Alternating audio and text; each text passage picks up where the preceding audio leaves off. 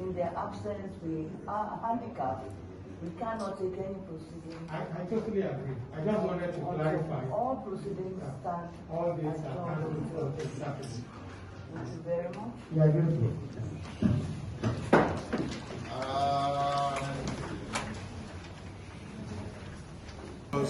Representatives of the youth, two in number, stay back. Why? According to the information we got from my lady, the chairman of the panel, that they couldn't go on simply because the people didn't feel right to come here because they are under sanction. One of them is in the list of people whose accounts have been frozen by an ex parte order of court in Abuja. I think 2 days ago or yesterday. They couldn't bear to live with that. And so they are protesting that what is the meaning of this? You set up a panel for the purposes of finding a solution to this issue, and yet panel members are now being sanctioned. People who are not just any other member of the panel, but protecting the special interest of the protesters are being sanctioned, and that is why they are not here. And so when we are told this, for us, as representing their interest of NSAS protesters, but I'm counsel for them, and I say that it's not a matter of just hearing the judge and go about, but for us to understand the information, interpret the consequences and the implication of this kind of a development. It's an embarrassment of the legal profession. The legal profession includes the bench. The entire bench there, that's the panel has been embarrassed.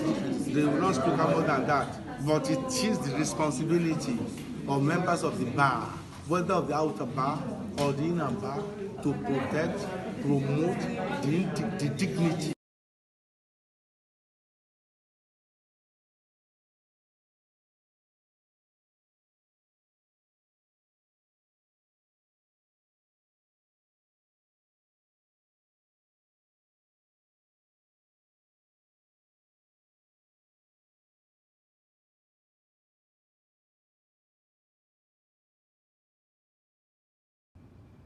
Hello and welcome to the canal, and my name is Precious Chukudi, and I'll be doing this with my co-host.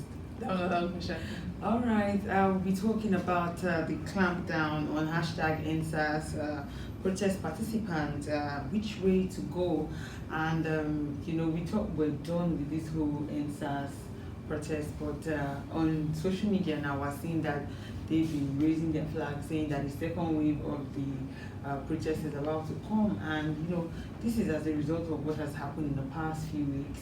The fact that a member of the feminist coalition, that's Udupe Oladile, known as Mochivius on Twitter, was stopped from traveling for her birthday to the Maldives. Also, we have issues of people who were arrested, who came out again to continue their protests. They were arrested. We also have issues of people's accounts being frozen by CBN. So these whole issues are what is even fueling the anger of the youth. Now everybody's talking about it and saying, it's like this government, they are taking us for granted, and it's time for us to come out again. But there's a lot of things for us to look at, and that's the fact that we know what the last protest did. We saw it for ourselves.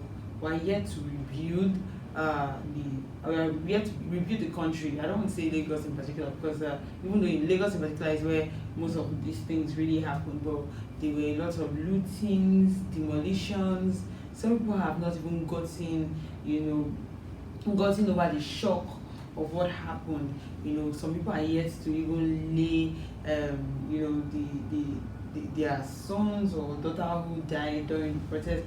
All these things are involved in this whole situation, and that's why we decided to talk about it today on the canal. And one of the things we're going to be looking at is the fact that this is not the first time protests will be happening here in the country, and there have been series of protests before. Also, the president, once participated, in a protest, and because of that protest that he participated in, it was one of the things that contributed into his victory as president in 2015. Why exactly is it a problem for people to exercise their rights? Like, if I don't feel comfortable with something being done to me, can I come out and speak about it? If I feel like I'm being stifled, I can't talk, or I feel like somebody is, maybe an entity like the police is making me feel, because a lot of times one of the things I've noticed is that you see the young boys, they're afraid to come outside. Even women too are not even excluded. Everybody's checking, are men of the stars, are they outside, and all those things. So why exactly is it a problem for us as Nigerians or as individuals to basically express our rights? Okay, basically, talking about why it's difficult for us to express our rights is because when definitely if you're doing something wrong, and you know you are doing something wrong, you definitely will not want people to talk about it. Okay. That is it. That's what mostly happens, to people there. And not only that, even as individuals, it actually happens to you. So that is why they take it wrong when people come outside. And I believe that is the reason why that hate speech bill is actually existing. When you're talking about people complaining about what they actually want, they are putting in a position for you to give them what they want, and you're not actually giving them what they want, and they are complaining about it, and you just decide, okay, let's just put something, let's just put a restriction of what will make them condemn us, what will make them criticize us. You understand? That means that you actually know that you are doing something bad. Because if you are not doing something bad, let them express. Then you explain what you have done. You try to justify yourself and make them see reasons with you. Okay, so basically, that is it. Okay, one of the things that some people would say, like, the demerit of the protest was the fact that the protest didn't have a leader. There was nobody that they could say, oh, this is our leader or anything. So it was just some group of people who just spoke up and said, okay, I'll meet you at Alausa, I'll meet you at Lekki Toll Gate, I'll meet you at Surulere Stadium, I'll meet you at different places, and people will just turn up. And there will be food, there will be drinks, there will be merriment basically for them. And it has sparked up a lot of thought. People saying that it was politically motivated. That there are some politicians who are against the this present government, and they're trying to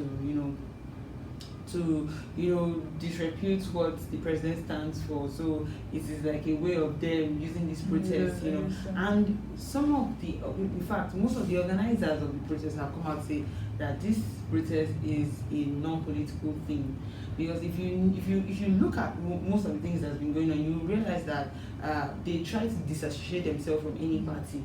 Yes. They don't want anybody that tries to take the glory for themselves. They step back. For example, during the course of the protest, we noticed that the likes of Showore came out to say, oh, I'm trying to, and they didn't give him that chance because they didn't want it to turn political. Because if they had allowed him to rule, maybe be the leader of that particular protest ground, some people would say, oh, this is the revolution now thing and all of that. And that's one of the reasons why they refused for it to happen. Now let's also look at the situation during the protest. Let's look at the situation during the protest, what you saw, and after the protest, and everything. Okay, so the situation during the protest and after, what I actually saw during the protest was that youths were actually ready to speak out their mind. And you mentioned something like them saying that they didn't really have a leader, it being part of their demerits and all that. Actually, yes, it's a demerit for them. But then, if you look at it, the youths, you can't blame them. Like, they've really built this trust issues in the minds of Nigerians. So it's even very difficult for us to trust ourselves. Even sometimes you question your mother, you question your father. Take it or leave it, is the situation of the society we are living in. So that's why there is trust issues. So even if you are just seeing them, you just believe that, okay, if the government called this one and they said, okay, the person is someone that just hardly feeds or just feeds within how many days or that, and they are given the opportunity of getting the money for a lifetime, they will surely collect it and they will fall into temptation with it. Now let's take a look at the example of I'm not saying he was right, that's Naira Marley then. When he brought up these let's go and protest and all that, when he came back the next day, let's go and protest, and he just cancelled the protest stuff and just was, and throughout this protest nobody saw him outside. You understand? So when you're talking about, okay, you want to pick another musician and you just, okay, let me pick another musician they will cite an example of Naira Marley that had a lot of followers that people would have actually come up with. Now, and when you say you want to go to a politician, look at youth politician. Let's look at Honorable Desmond Elliott there. When youths were actually, at his back saying that they wanted him, actually they are even clamoring for him to go for the 2023 presidency, until when he came out to say that most of the youths are, I think, immature or something like that. And call them children. Call them children then, so it's like immature. So it's like they got disappointed. They're like, okay, so if we had actually put this person forward and said, okay, do this, then you'd have actually more, encouraged the hate speech bill and all that on social media. So looking at that example, do you think I don't think they should have actually. I think that's part of the things that they put together to say, okay, we don't really need a leader.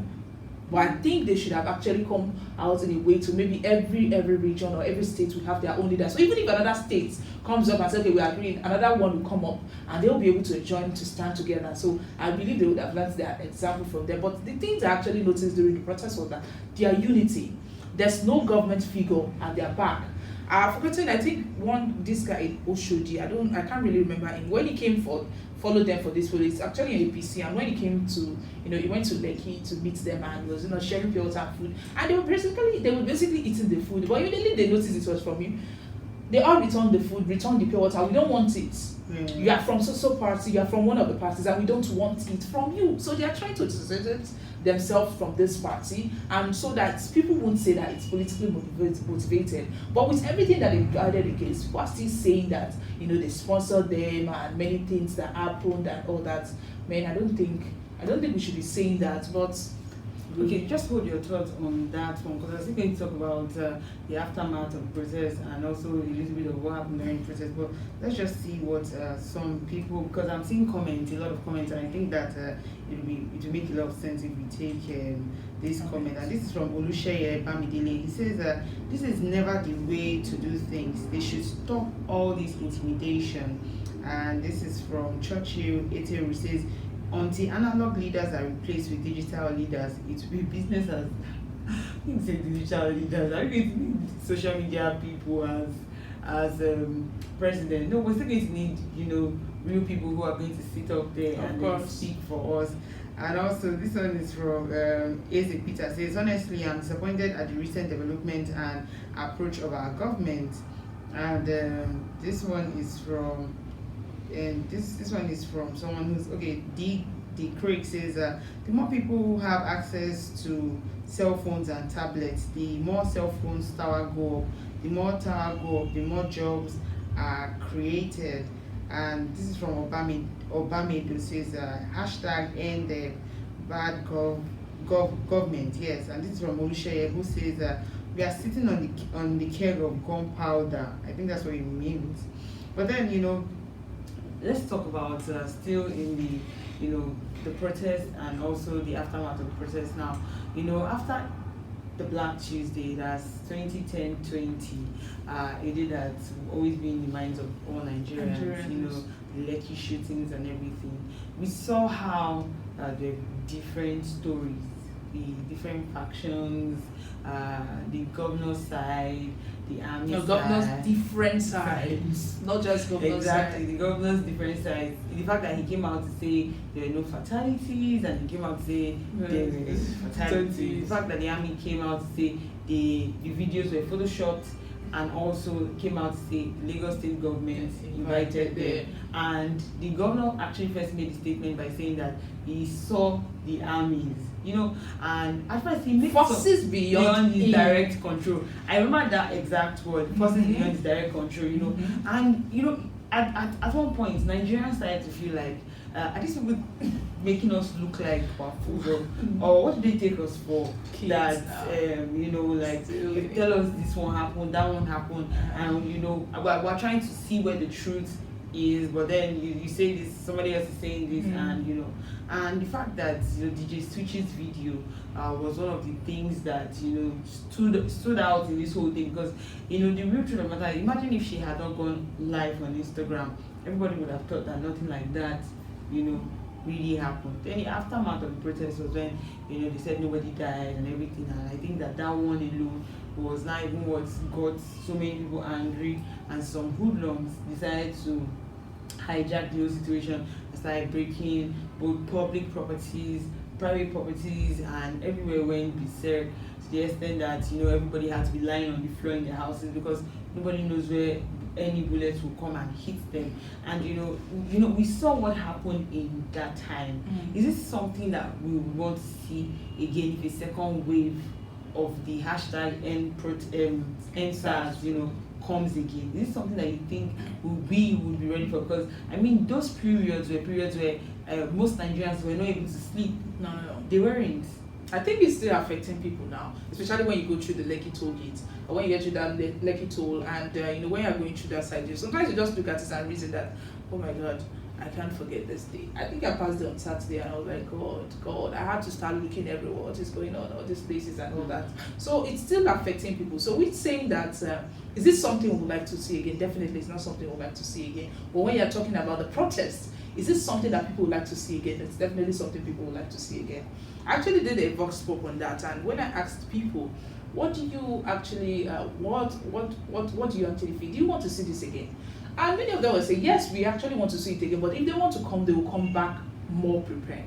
But I'm asking, how prepared will you come back, and things like this also won't affect again and it won't escalate? So it's like saying that, okay, what happened that night, many people were not with their phones, many people were not prepared, they were not with their bulletproof, they were not with anything, and they're still going to be ready. Many of these damages will happen, and of course we see hoodlums, when they hijack this, the next one they will believe that, okay, we also will be more prepared to hijack more, and the people that sponsored them to go and hijack this protest, they will also be prepared to sponsor them again. So I'm still wondering, it means that if they want to come back again, they have to come back with a better strategy. But them coming again also is not what Nigerians want to see. So the big thing now is we don't really know what will happen, because youth are still angry. Take it or leave it. Still, what happened that day, it's still annoying youths. What is still going on, it's still annoying youths. And also the whole back and forth with what is going on, former governor of Lagos State, Fashola, going to the camera. I mean, it's not a Hollywood movie now. It's not a Nigerian movie that we say, okay, I just went there after days and you just saw a camera, and I think I saw the commemoration of that. My God, that was National Homes. God, I saw that, and it was very. I can't say it's a nice comedy, but seriously, So Nigerians are just questioning. How can a camera that is not like a chicken change, it's not like a very small pencil. That place was burnt. It's not a small pencil, and it didn't fall off. It was still standing in the right position, and talking about the prepared handkerchief to take that camera off, and the camera being big for people who came to clean that area not to see it. Come on. So you understand this kind of situations coming out, and the governor, coming out just few hours later, the first thing that people believe, saying that forces, I think beyond his direct control, actually ordered it, and then coming days later and saying that, okay, the armies, they were not there. Okay, then we came back, we said, okay, we invited them 24 hours after the whole thing happened. They said no fatalities, then he came back and said, okay, 2 people died and all that. I think among your speeches, which one do you want Nigerians to believe? Because let's just say, okay, you spoke one, you said another one, they will say, okay, who are we to believe? But this one is the governor of Lagos State, who are we to believe? That is what people first started. Then you now talk about the armies. Which of your words are we to believe that we were there, we were not there? Okay, that's those videos that people saw, and it was live, that cannot be photoshopped. According to what people are saying on social media, that it could not be photoshopped, and they're saying that it was photoshopped, because of course we've seen people bringing out evidence that they were not photoshopped. Amnesty International also saying the same thing, and all that. I had the forensic audit on those videos, and they showed that those videos were exactly on that day and that it happened, and a lot of things have been going on. Now the aftermath of that protest is what we're seeing right now. The fact that some of the people who particularly sponsored the protest, were not like the leaders, but because they don't like to be called leaders, but No. were just the supporters of protest. Mochivius, that's Modupe Oladile. She's trying to travel. About that was like last week for her Yes. birthday in Maldives, and she was stopped. She even saw a picture of her face on the wall where they wrote "wanted." Is that deep, So, and I think that one is not enough to. The fact that about 10 people's accounts, who are related to this whole #EndSARS protest was frozen by CBN. That's another thing. Another one is that, in this judicial panel that we've been attending for a couple of days now, we've noticed that, the youth have their own representative. That's the Ola and Major Kudumi, who have been represented. And the last one that happened, that was on Saturday, they were not present. Why?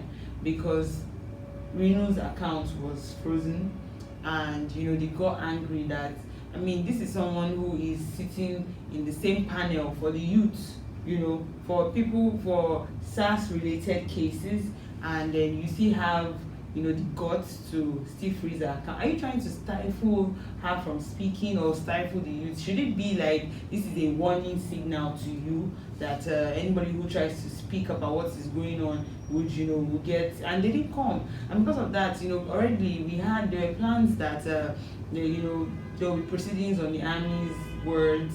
Also, they would continue watching the CCTV footage, but none of all those things happened.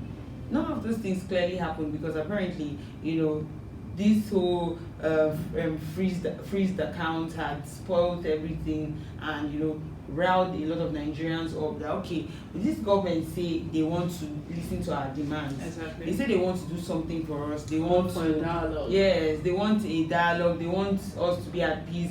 They put out trader money, put up this huge investment fund, development investment fund. They put in a lot of things down, but it's not looking like they want to listen to us. Mm-hmm. Because all we're asking for is that we want to be able to live, we want to be able to go out, we want to be free, we want to be sure that when we see the policemen, it is not so that they will hurt us.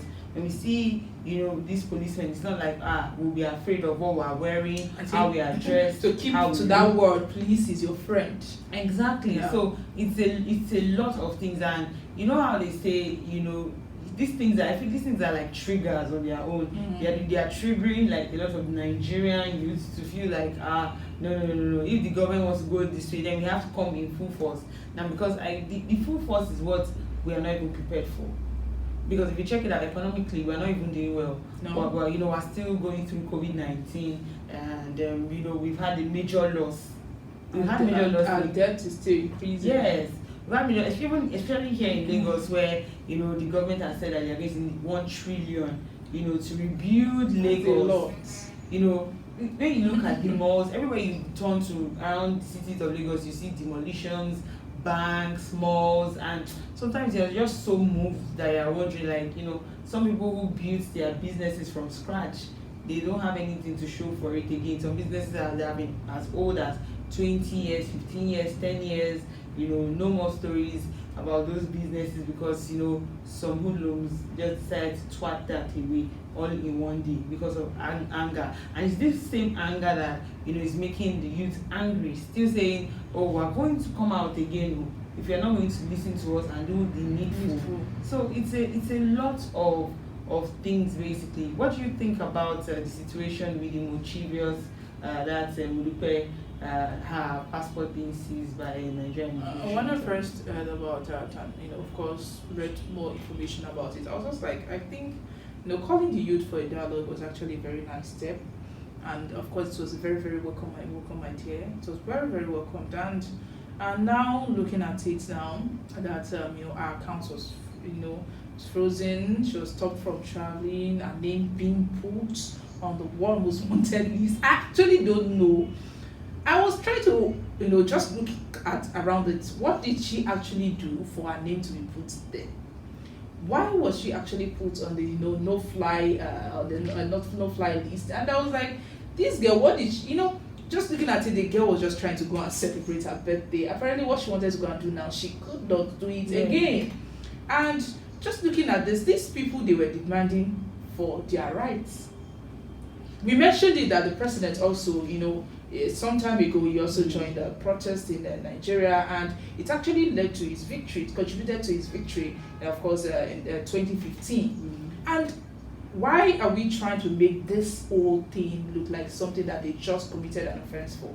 And we are saying is, okay, hoodlums hijacked this whole protest. Why not try to investigate them and not freeze the accounts of people who are just trying to support the protesters? I mean, just look at it. I think I really give kudos to the youths. During that period, they were really, really organized and all those things. So our country is frozen. If we really think that we don't want this EndSARS protest to come back again, people coming back to the street again, to talk, I think it's time to really, really call for a proper dialogue and allow them to do it freely without trying to hold them back or without trying to create a position or a situation that will silence them.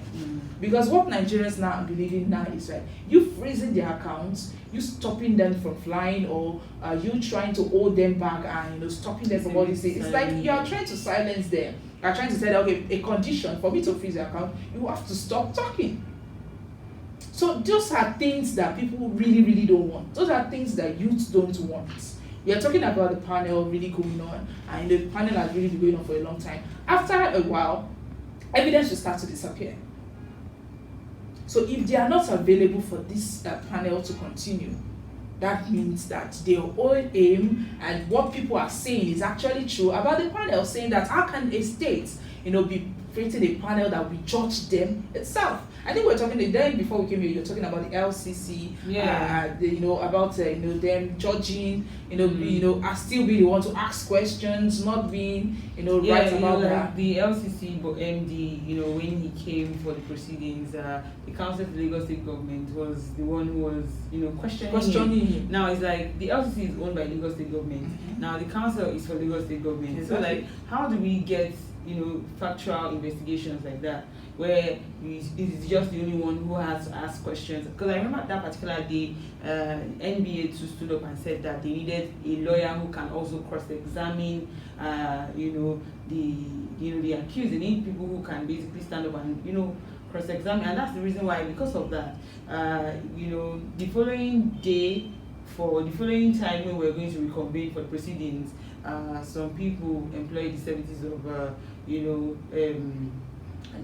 the council, that's Adeshino Ugulano, to be the lawyer for the hashtag EndSARS protesters, of which he even brought some of the protesters and he showed them to the justice, of which even the council to Lagos State government, that's Wowoni Koko and SAN, was saying that he doesn't know the EndSARS protesters is not this is an actual word that he used, that they are not a group or something, and then he said he had to make those people stand up so that they would serve as witnesses. They need to, of course. So that they will serve as witnesses, and also people would know that these people were the ones that employed his services, and it was not like he just came to speak on behalf of different people, And so, it still boils down to the fact that a lot of people are asking these questions now. With what is going on now, are you sure this will not affect the judicial panel? Like the people who are coming out, it's already affecting and saying that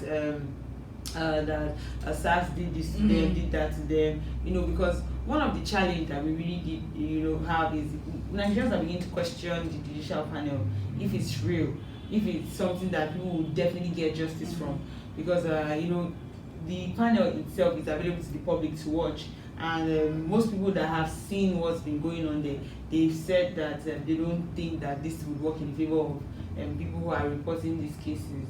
Sometimes the way the panelists even grill people who are involved in this situation, it looks like trying to fault to evidence and trying to put it down. Some of them even get riled up. There was a particular one where the man was so angry that he didn't want to talk anymore because he had brought the proof. He even brought some portions of the newspapers to show them exactly what has been going on. So that's why the question is, this panel, are people going to get justice from this panel?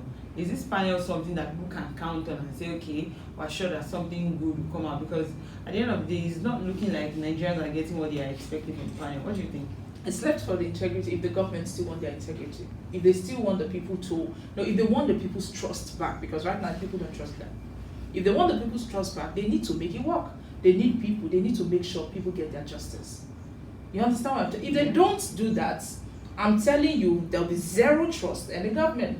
Even people who trusted them before, their trust level will actually reduce. But It will go down right because now. they're intimidating people. That is it. So that's the main thing for them now is come around, look at what is going on, and take corrections. I don't know why people are seeing social media, as the enemy of the people. When social media is something that can actually correct you, you can look at what people are saying and try to reason. I'm not saying always take what is going on social media, but you can always take corrections from there. What people are saying, we don't know it all.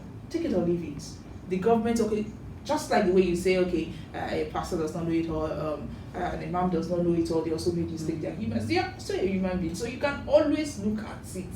Look at what is going on and try to. So this justice of the thing, it depends on the government if they want people to get justice, because you are the one who created a panel.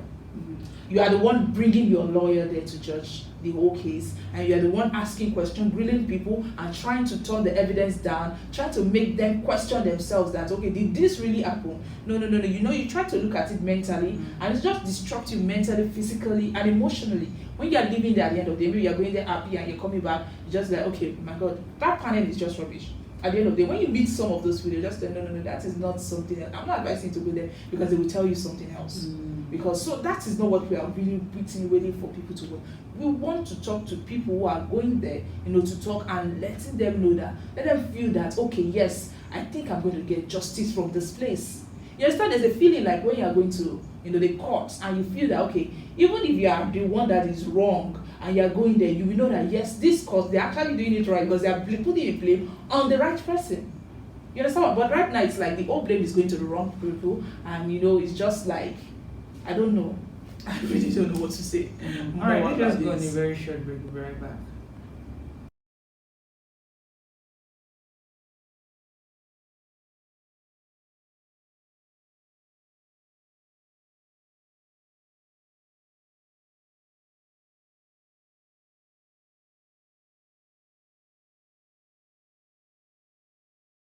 That is being complicated unnecessarily by a government that appears jittery and that is not sincere appears.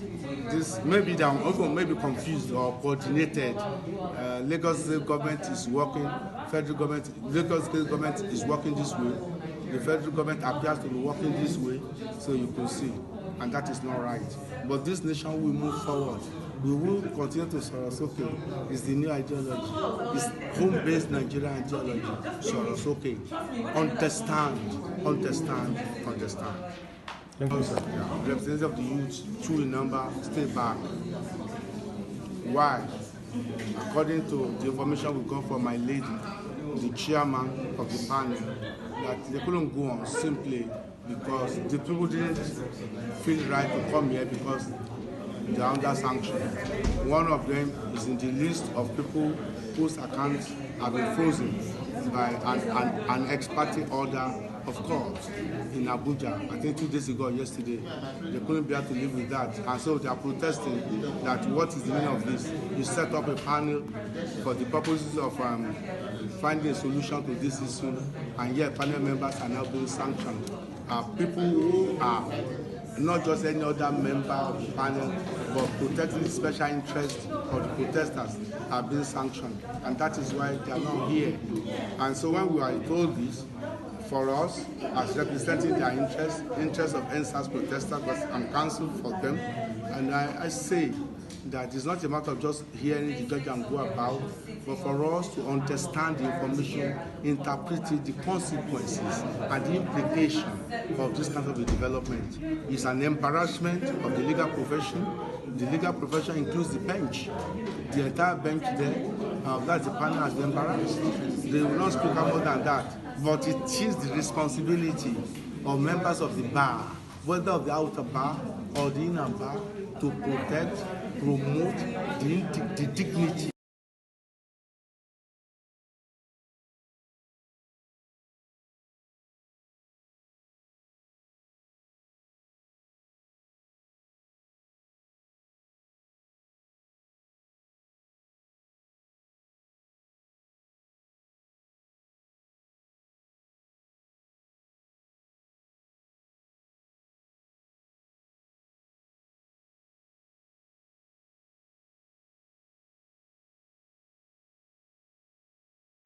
All right, welcome back. One of the things that we've been talking about is still, if another round of protest comes on now, what is it going to, what are we going to achieve from it? Because we are yet to rebuild our cities. We are yet to, get our lives back. A lot of people are still crying from loss of their, loved ones. How much more when people go back on the street? It means that a lot of people will still die in the process because we've not been able to get through with all these happenings.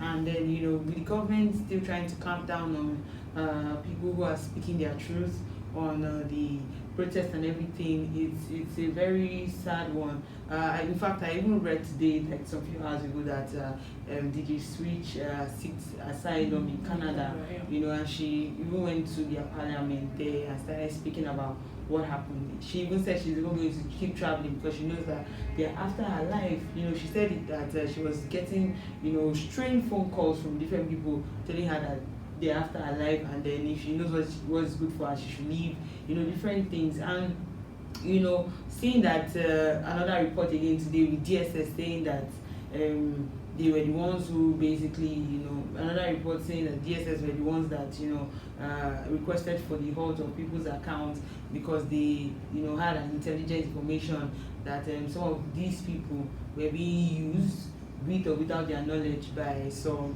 local or international conspirators. And they should get those ones now. Just to affect the press, to forcefully, remove the president from his seat. So these are, these allegations are very, they are very humongous because these are things that would affect the hashtag and start protesters, and they say, okay, the government says they want to do something for us.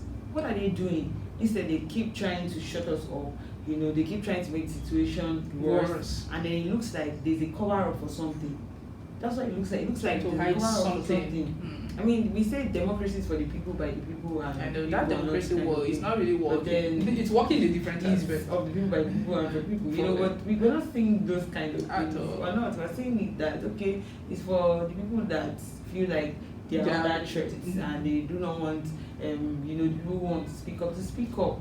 And that's the reason why all the things that we're calling on is for the government not to stifle the people, allow them to express themselves. Because even the social media bill, it was to regulate it so that people will not post how they feel.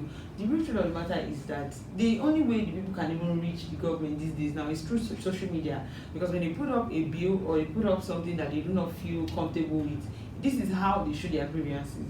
This is how they tell the government that, oh, we don't agree with whatever you're doing, because they also are on social media. They can see it for themselves. But it's only a government that doesn't want to be told the truth that will say, okay, we need to regulate. Exactly, I like that word. They don't want to tell the truth. Yes, it's only a government that basically doesn't want to be told the truth that would say, we need to regulate, we need to cut down, we need to, because these are the people who elected you into office. They are the ones that will tell you, okay, something is wrong. You're not treating us well, and we want you to, we want you to readjust, we want you to come back, we want you to think of how to treat us. We want you to think of how you can make life easy for us.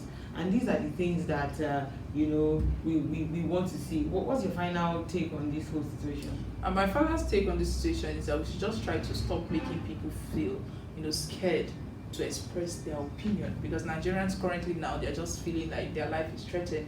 Look at the case of the Switch, who just tried to make the world know what is happening that night, what was happening that night, and and right now she needs to go to other country to seek asylum just because of these things. What do you expect people to say? We have younger generations coming up, and we're talking about, we are building Nigeria, and we're talking about, okay, we want to, I recently, I think this morning when I was saying, when governors came together, monarchs, where they're saying that they recognize what is going on with the youth. But this right now, it's not showing that you actually know what the youth wants. It's not showing it with the steps that you're actually taking. It's not really showing that, yes, okay, we know what you want and we're ready to fulfill these demands. It means that, like, they're just trying to rub the head with just the palm oil, and you're trying to say, okay, don't worry, we'll do it, and you're trying to cut another part of the body to injure the person. So that is what is currently going on. And so the government should just try to look at what is going on social media, take it as the best way to get to the people, All right, the best way to understand them. Let me just take some few comments and wrap it up here.